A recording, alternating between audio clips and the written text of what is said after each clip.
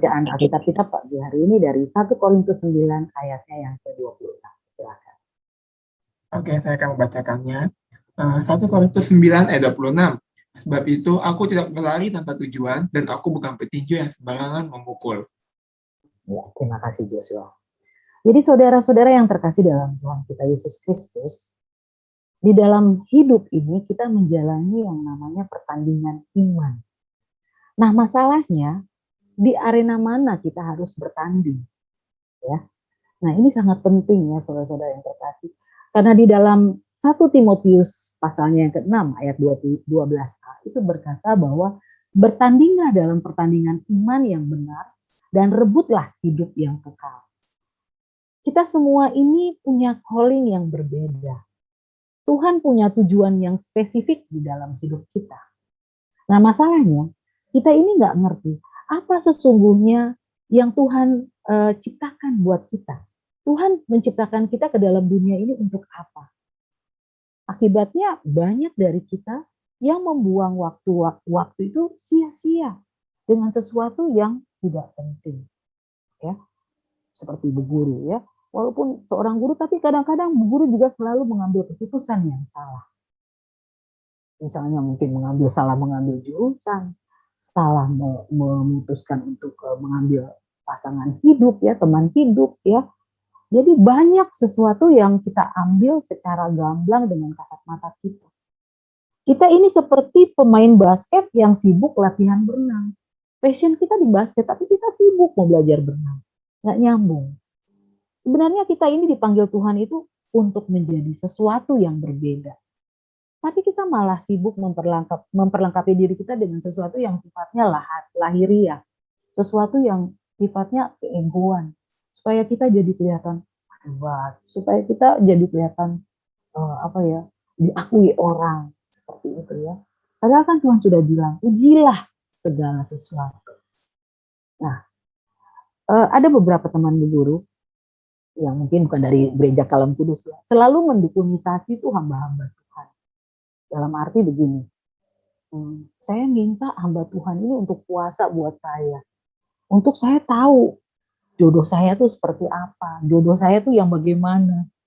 Kadang-kadang guru berpikir ya, sedangkan hamba Tuhan yang jomblo saja, pasti kan beliau itu nggak tahu siapa jodohnya nanti. Ya.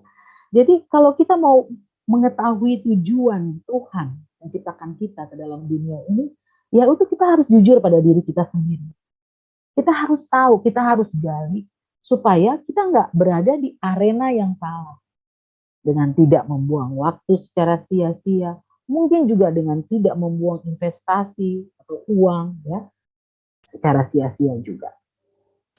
Oke, sebelum lanjut Bu Guru mau cek suara Bu Guru terdengar? Masih terdengar? Terdengar. Iya. Ya. Sekarang kan di sini banyak anak sekolah ya. Pasti banyak yang bertanya begini. Kenapa sih saya sekolah? Buat apa saya sekolah? Kalau ditanya kan pasti ya untuk buat tambah pintar, untuk menyenangkan hati orang tua, atau untuk berguna bagi bangsa dan negara. Jawaban-jawaban yang klise ya. Tetapi kalau kita kita perhatikan secara logika, kita disuruh sekolah itu karena ya disuruh papa mama gitu ya. Kita sekolah kan disuruh papa mama. Anak-anak yang ingin sekolah itu ketika misalnya kita punya adik-adik lihat kita sekolah, ya dia lihat kokonya sekolah, dia lihat abangnya sekolah, dia lihat kakaknya sekolah, dia ingin ikut. Aduh aku pengen sekolah. Mereka itu yang kepengen sekolah. Tetapi ketika dia sekolah sampai di sekolah ketemu PR, ketemu tugas, akhirnya dia bilang, mami, I don't want to go to school anymore. Dia nggak mau lagi sekolah gitu ya. Itu sebenarnya sih cuma joke saja ya. Tetapi itulah sebenarnya visi misi kita di dalam kehidupan kita harus jujur, jelas ya. Seperti itu. Okay, next. Ya. Sekarang ditanya bahwa, what is the purpose of your life? Apa goal dalam hidup Anda? Saudara-saudara yang terkasih, kita tuh hidup tuh enggak Tuhan ciptakan secara kebetulan gitu ya. Tuhan menciptakan hidup kita ini pasti sudah dirancang oleh Tuhan. Nah, jadi kita harus juga mempunyai goal dalam hidup, mempunyai visi misi yang jelas. Seperti Tuhan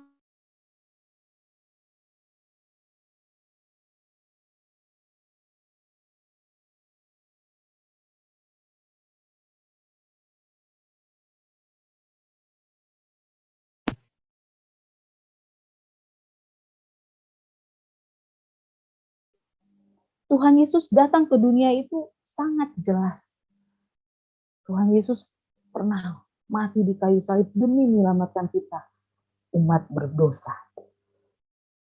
Nah, kita harus berkaca dalam visi misi yang Tuhan Yesus juga Allah berikan kepada Tuhan Yesus dalam kehidupan kita, yang menolong kita umat manusia. Nah, jadi visi misi kita itu harus jelas, dalam arti tidak boleh yang terlalu yang, saya bukan tidak boleh ya, bebas-bebas aja sih. Banyak kan orang yang suka tulis quote di dalam WhatsApp, di dalam media-media sosialnya ya. Ya, kalau Bu Guru biasa kalau tulis-tulis ya menggambarkan ciri-ciri Bu Guru tuh ya, Bu Guru selalu bilang I'm a simple woman. Jadi segala sesuatu yang menurut Bu Guru gampang, ngapain dibikin susah begitu gitu ya. Bu Guru orangnya yang nggak suka yang ribet. Jadi kalau tulis visi misi itu yang jelas, seperti sekolah kita kalam tulis. Visi misi kekristenannya jelas.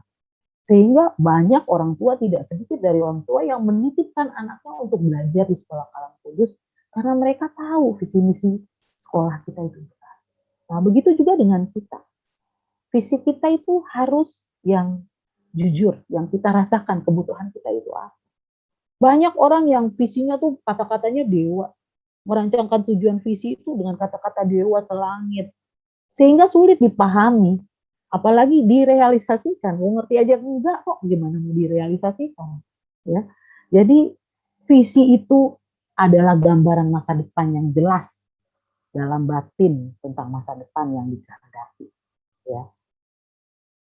Nah, sedangkan misi adalah alasan keberadaan atau reason of existence. Nah, jadi kita itu harus, wah kalau dipikir-pikir, wah saya masih terlalu muda. Tidak, kita harus justru dari kita muda itu kita harus menentukan visi misi kita yang sangat jelas. Oke, next. Nah, di sini Bu Guru akan sedikit gambarkan. Ada 3 penghalang. Sesuatu 3 penghalang ini yang mencapai tujuan kita. Yang pertama laziness, kemalasan. Sehebat apapun visi misi Anda, kemalasan ini adalah hal penghalang terbesar. Yang kedua, inkonsistensi, tidak konsisten. Orang-orang yang nggak konsisten nggak akan pernah menemukan tujuan di dalam hidup. Kalau kita lihat ya, Bapak Ibu guru dapat tugas WFO, work from office. Wah, itu datang pagi-pagi. Jam 6, jam 7 itu sudah harus ada di sekolah. Ya. Dan itu sebenarnya peraturan yang harus dilakukan oleh Bapak Ibu guru. Tetapi peraturan itu ternyata menciptakan pola yang baik sehingga kami guru-guru itu seakan-akan mempunyai karakter disiplin yang kita harus juga bisa gambarkan kepada siswa-siswa kami di sekolah. Ya. Jadi ada benang merah yang baik, ada pola yang baik yang tertanam kepada Bapak Ibu guru. Sehingga kami juga harus bisa menerapkannya itu kepada siswa-siswi kami. Seperti itu. Terus yang ketiga, loser mentality atau mental pecundang, selalu mengasihani diri. Ibaratnya gagal sebelum berperang. Orang yang nggak berani menghadapi tantangan itu tidak akan pernah menjadi pemenang. Dan orang yang selalu hidupnya mau cari itu yang mudah-mudah aja, dia nggak akan pernah belajar apa. Ya, jadi sebelum kita digging your true passion, saya mau warning anak-anak muda nih di sini, bahwa sekalipun Anda tahu visimu sekarang, bahwa sekalipun Anda tahu misimu dalam hidup Anda, kalau 3 poin ini Anda nggak menang, Anda nggak pernah raih tujuan dalam hidup Anda. Kenapa kita penting untuk mengetahui tujuan hidup kita? Apa yang Tuhan inginkan dalam hidup kita? Karena kita semua ini mempunyai kekuatan dalam bertahan, meskipun banyak tantangan. Saya minta tolong Bu Deslin baca 2 Petrus 1 ayat 10. 2 Petrus 1 ayat 10-11 ya. Karena itu saudara-saudaraku, berusahalah sungguh-sungguh supaya panggilan dan pilihanmu makin teguh. Sebab jikalau kamu melakukannya, kamu tidak akan pernah tersandung. Dengan demikian, kepada kamu akan dikaruniakan hak penuh untuk memasuki kerajaan kekal, yaitu kerajaan Tuhan dan Juru Selamat kita, Yesus Kristus. Baik, terima kasih Bu Devi. Ya, bahwa di dalam 2 Petrus 1 ayatnya yang ke-10 dan 11 ini sudah jelas mengatakan bahwa pasti kita banyak tantangan ke depan. Banyak halangan, banyak cobaan. Apalagi kalau kita udah komit bahwa kita mengikut Yesus. Mengikut Yesus itu bukan berarti kita langsung cuma jadi orang Kristen yang biasa-biasa aja. Segala sesuatu itu pasti kita lewati proses yang luar biasa, menyakitkan. Tapi satu hal yang perlu Anda ketahui bahwa ketika kita tahu tujuan hidup kita, janji firman Tuhan itu tadi Bu Desi sudah bacakan. Engkau tidak akan pernah tersandung. Jadi kita nggak usah takut. Kita maju bersama Yesus. Nah, di sini ada beberapa kiat ya. Saya sebenarnya ingin gambarkan sedikit sih.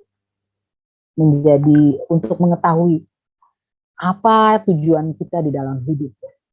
Yang pertama adalah how you use your time. Bagaimana saya memilih aktivitas dalam mengisi waktu. Apakah buka HP terus main game sampai sore, sampai mama udah teriak-teriak. Atau kita mau menghabiskan waktu dengan kegiatan-kegiatan rutinitas kita, misalnya olahraga, ya, dan lain-lain. Itu kita harus bisa manage waktu kita. Yang kedua, paling menyenangkan itu sama siapa menghabiskan waktu bersama. Nggak usah tanya sama pacar lah ya, itu udah pasti ya. Tapi mungkin sama sahabat, ya, dengan teman-teman yang lain. Dan bagaimana saya menginvestasi waktu saya. Nah, kalau kita flashback 1-2 hari kemarin ya, kita lihat di televisi ada artis yang meninggal karena kecelakaan tunggal, Vanessa Angel bersama suaminya.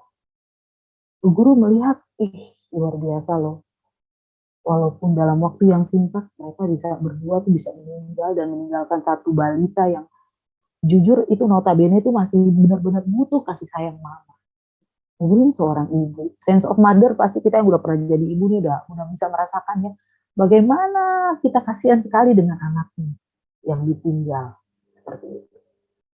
Apalagi sebanyak bu guru umur yang sudah tidak muda lagi, kita semakin aware dengan bahwa benar-benar ini Tuhan ini yang punya kehidupan. Kita ini nggak bisa apa-apa. Semuanya itu Tuhan yang atur. Kita nggak bisa tahu kapan kontrak kerja di dalam bumi kita, di atas bumi ini kita berakhir, kita nggak ada yang pernah tahu. Atau mungkin selesai berdoa, nanti bu guru tiba-tiba, ya kita kan nggak pernah tahu, kita nggak tahu apa. Jadi bagaimana kita bisa menginvestasi waktu kita itu dengan baik. Jadi ketika Tuhan panggil kita pulang, kita sudah siap bahwa Tuhan, saya siap untuk mengikuti Yesus, saya setia. Saya tidak main-main untuk ikut Yesus. Seperti itu. Next. Nah, yang kedua, what you learn, apa yang kamu pelajari, keahlian apa yang Anda miliki, itu kalian gali sendiri. Saya senangnya main musik. Saya lihat Pak Mices ya, talentnya itu memang sudah ada, bakat-bakat orang Ambon biasanya senang main musik, menyanyi itu sudah ada. Bagaimana bisa digali, talenta itu bisa digali dan akhirnya bisa disumbangkan dan atau menjadi berkat buat orang lain. Begitu juga kita harus tahu keahlian apa yang ada di dalam diri kita, hal-hal apa yang kita minati, artikel buku apa saja yang menarik buat Anda baca. Misalnya Anda nggak suka baca, tiba-tiba ada koran terus ngelihat, terus kita lihat ambil koran. Kan nggak mungkin kalau kita ambil koran terus kita nggak baca buat fasilitas misalnya, sayang sekali ya. Tetapi dalam satu semua berita itu pasti kan ada satu judul yang menarik yang kalian, entah itu iklan, entah itu informasi, pasti ada satu judul yang menarik yang sehingga kalian tuh bisa mau membaca. Nah begitu juga kita harus gali. Setelah itu ada juga tipe orang yang bagaimana yang bisa menjadi mentor. Mungkin hamba-hamba Tuhan, atau mungkin bapak ibu guru, mungkin teman-teman, kakak-kakak di youth pemuda yang bisa membina kalian ya dari KTB, itu bisa dijadikan mentor atau menunjukkan jalan, mengarah. Tapi untuk tujuan tahu, tujuan hidupnya mereka tidak bisa tahu karena kalian semua yang tahu. Oke, next. Nah, yang ketiga adalah what you count valuable. Apa yang paling berharga? Prioritas apa di dalam hidupmu? Nah, itu yang dibilang skala prioritas itu harus ada. Bagaimana memilih pasangan hidup? Saya pilih pasangan hidup yang ganteng kayak Jungkook. Berarti kamu belum serius dalam tujuan hidup ya. Terus memilih pekerjaan. Nah, dalam memilih pekerjaan juga itu juga berkaitan dengan kita memilih jurusan. Nah, kelas 10, 11, 12 ya, sayang sekarang Bu Guru ngajar kelas 10. Tapi biasanya Bu Guru selalu sounding, selalu kasih tahu ke mereka bahwa next nanti kalian dari SMA ini mau kemana itu harus tahu passionmu itu di mana. Jangan kita kuliah itu ikut-ikutan. Ya,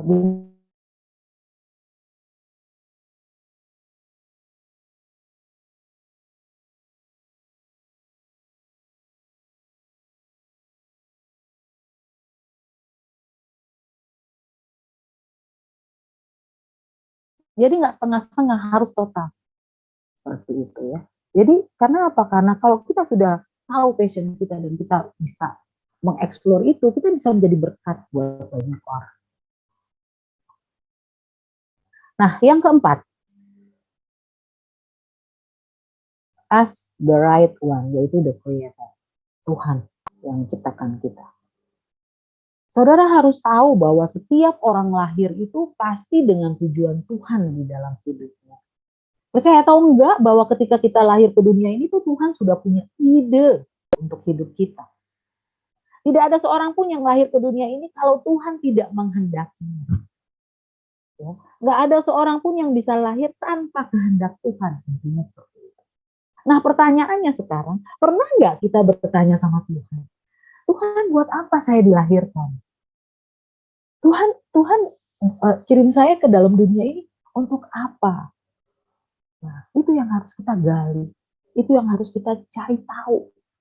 Apa sih maunya Tuhan dalam hidup kita? Sekarang kita baca Mazmur 139 ayat 16. Matamu melihat selagi aku bakal anak.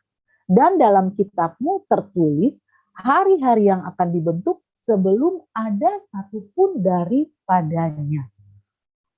Can you imagine? Kamu bisa bayangin nggak? Rencana Tuhan itu buat masa depan kita itu Tuhan sudah tuliskan di dalam kitab kehidupan. Waktu kita masih dalam kandungan.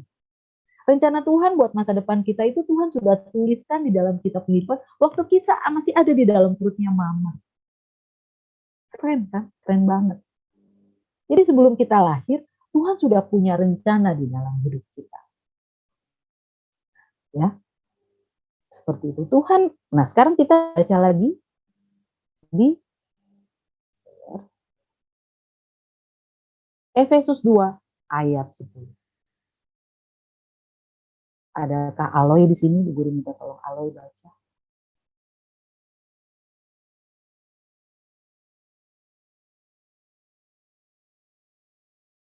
Oke, tidak ada. Ya, Bu Guru akan bacakan. Cek suara Bu Guru masih ada ya? Masih. Iya, kedengaran. Di dalam Efesus 2 ayat 10 itu dikatakan bahwa karena kita ini buatan Allah, diciptakan dalam Kristus Yesus untuk melakukan pekerjaan baik yang dipersiapkan Allah sebelumnya. Ia mau supaya kita hidup di dalamnya.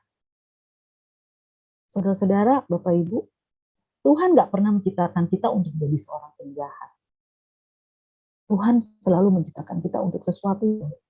Nah ini yang kita harus cari tahu.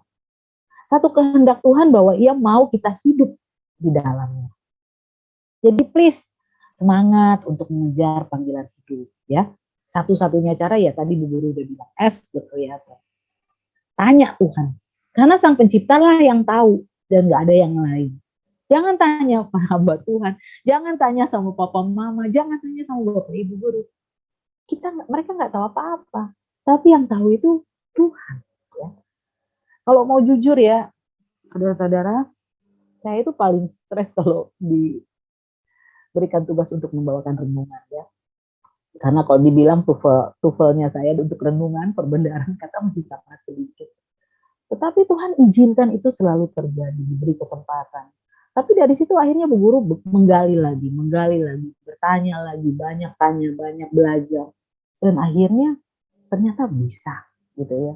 Walaupun mungkin ya ini belum yang normal, belum yang sempurna. Tetapi at least bisa lah menyampaikan seperti itu. Walaupun tadinya tuh tidak pernah tahu ya, sangat rasa beban, rasa berat. Nah, seperti waktu khotbahnya Pak Cahyo kemarin. Sumum bonumku adalah Tuhan. Nah, kalau ada yang ingat ya beberapa pekan yang lalu Pak Cahyo pernah memberikan kita bahwa sumum bonumku itu adalah Tuhan. Kebaikan tertinggi di dalam hidup kita adalah Tuhan. Jadi percaya bahwa Tuhan itu pasti akan menolong kita dan memberikan kita jalan keluar untuk sesuatu yang kita anggap kita nggak bisa, ternyata kita bisa. Seperti itu. Nah, Bapak Ibu, yang terakhir ini ya.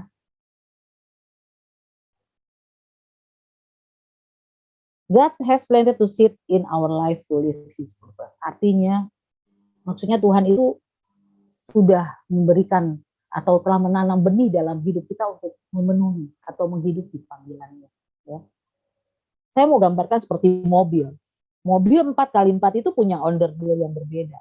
Karena ia harus menempuh medan yang sulit ya. Dengan misalnya jalan yang terjal, terus tinggi turun ya, itu mobil 4x4. Sedangkan mobil 4x2 itu berbeda sekali posisinya dengan mobil 4x4, beda dengan rodanya beda, asnya beda. Nah, begitu juga pasti kita sudah diperlengkapi Tuhan dengan apapun yang kita butuhkan untuk menghidupi panggilannya. Bu Guru akan buktikan di sini bahwa kemampuan yang kalian semua miliki ini saat ini itu bukan semata-mata karena kalian sekolah. Ya, mari kita buka Alkitab kita baca ada, Bu Guru sudah tampilkan di situ, Keluaran 35 ayat 34. Dan Tuhan menanam dalam hatinya dan dalam hati Aholiab bin Ahisamak dari suku Dan kepandaian untuk mengajar. Jadi semua orang juga bisa kayaknya punya kesempatan untuk mengajar. Tetapi bagaimana pengajaran yang dari Tuhan, yang murni dari Tuhan, itulah maksudnya pengajaran yang betul-betul real itu adalah dari Tuhan. Banyak juga guru-guru kok yang ketika menyampaikan materi muridnya juga nggak ngerti. Ya. Mungkin juga ibu guru menyampaikan materi ada beberapa siswa yang masih bingung ya. Seperti padahal pada saat kita kuliah kita diajari teknis mengajar, bagaimana main mapping, kita teknik penguasaan kelas, micro teaching, kita semua praktek, semua sudah diajarkan. Tapi nggak sedikit juga dari Bapak Ibu guru yang mungkin memberikan pengajaran tapi siswanya masih tanda tanya besar gitu ya. Karena kalau pengajaran yang betul-betul sesungguhnya itu adalah pengajaran yang daripada Tuhan. Itu betul gift yang diberikan. Ya. Seperti itu. Nah, yang terakhir saya akan sharing mengenai perbedaan talent dengan calling. Ya. Kalau talent itu biasanya sesuatu yang bisa kita lakukan dengan mudah karena kita pelajari. Ada gift yang Tuhan berikan, yang Tuhan titipkan dalam hidup kita. Nah, itu yang harus kita gali. Apa? Nah, talenta itu bisa berkembang, bisa kita perdalam lagi. Ya, kayak misalnya kok bisa nyanyi, wah bisa ditambah lagi. Tetapi calling itu alasan Anda ada di dalam dunia ini. Dikirim Tuhan itu dengan maksud dan tujuan tertentu. Ya. Jadi ketika kita punya talenta, passion itu biasanya membuat orang tuh jadi kreatif. Ada saja ya, kalau kadang-kadang kita guru-guru ngobrol tiba-tiba ketemu aja ide-ide. Kita bikin ini yuk, bikin ini. Itu termasuk talent ya. Dan kalau calling, ya itu yang kita harus gali. Kita PR besar untuk kita tahu apa calling kita. Tuhan kirim kita ke dalam dunia itu untuk apa? Seperti itu. Saya berharap Bapak Ibu, saudara-saudara sekalian tidak kecewa ya dengan pagi ini karena saya tidak menemukan solusi yang baik untuk menemukan tujuan hidup saudara. Karena itu PR besar buat saudara-saudara. Berdoa dan tanya Tuhan. Tapi dari semua yang saya bagi pagi ini, how you want to spend your time, how you want to learn something, dan apa yang menurutmu paling berharga, your precious thing, itu lebih penting lagi untuk anak muda. Dan lebih penting lagi mereka itu anak-anak muda ini untuk mengetahui tujuan hidup sebelum kita mencari jodoh. Ya, jadi tujuan kita hidup apa? Jelas, baru kita cari jodoh. Jangan cari jodoh dulu baru ketemu tujuan hidup ya. Seperti itu. Oke, saya rasa renungan pagi ini bisa menjadi berkat bagi kita dan Tuhan Yesus memberkati kita semua.